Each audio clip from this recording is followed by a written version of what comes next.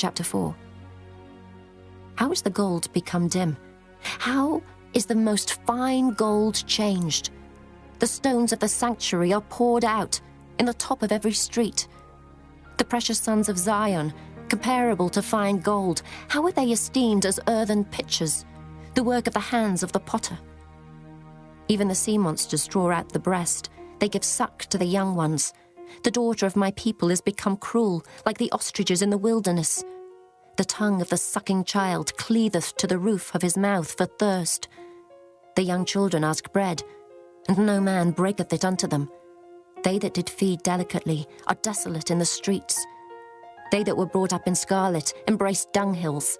For the punishment of the iniquity of the daughter of my people is greater than the punishment of the sin of Sodom. That was overthrown as in a moment, and no hand stayed on her. Her Nazarites were purer than snow. They were whiter than milk. They were more ruddy in body than rubies. Their polishing was of sapphire.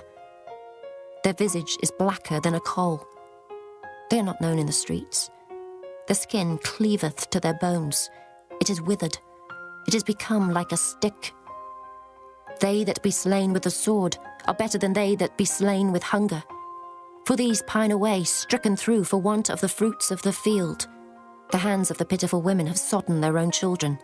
They were their meat in the destruction of the daughter of my people. The Lord hath accomplished his fury. He hath poured out his fierce anger, and hath kindled a fire in Zion, and it hath devoured the foundations thereof. The kings of the earth, and all the inhabitants of the world, would not have believed that the adversary and the enemy should have entered into the gates of Jerusalem. For the sins of her prophets, and the iniquities of her priests, that have shed the blood of the just in the midst of her, they have wandered as blind men in the streets. They have polluted themselves with blood, so that men could not touch their garments. They cried unto them, Depart ye, it is unclean. Depart, depart, touch not. When they fled away and wandered, they said among the heathen, They shall no more sojourn there. The anger of the Lord hath divided them. He will no more regard them. They respected not the persons of the priests. They favoured not the elders. As for us, our eyes as yet failed for our vain help. In our watching we have watched for a nation that could not save us. They hunt our steps, though we cannot go in our streets. Our end is near. Our days are fulfilled, for our end is come.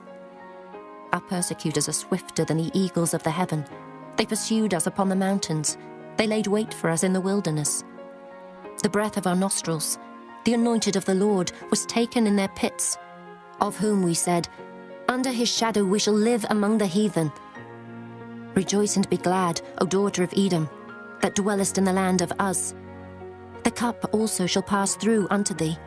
Thou shalt be drunken and shalt make thyself naked. The punishment of thine iniquity is accomplished, O daughter of Zion. He will no more carry thee away into captivity. He will visit thine iniquity, O daughter of Edom. He will discover thy sins.